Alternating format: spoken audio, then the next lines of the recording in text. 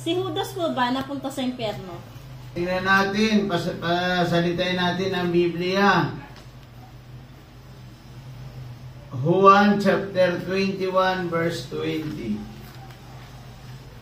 Pasalitain natin, James, kung si Judas ay naligtas o hindi.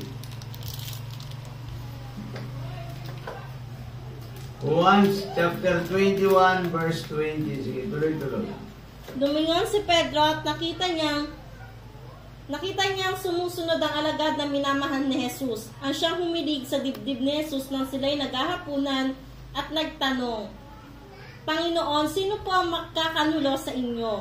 Nang makita siya ni Pedro ay tinanong nito si Jesus, Panginoon, paano po naman ang taong ito? Sumagot si Jesus, kung nais ko mabuhay siya hanggang sa pagbalik ko, ano sa iyo?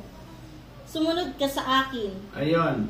Ibig sabihin, ang kaligtasan ni Judas ay ang Panginoon lamang nakakaalam. Sabi niya kay Pedro, ano sa iyo? Sumunod ka sa akin. Kung gusto mong buhayin ko, ang alagad na ito ay mabubuhay siya kahit dumating ako o kaya may sama ko siya sa kaluwalhatian ng Diyos ay iyon ay mangyayari. James, si Judas ay walang katiyakan kung siya ay ligtas. Sabi ng Panginoon, kung buhayin ko, ano sa iyo?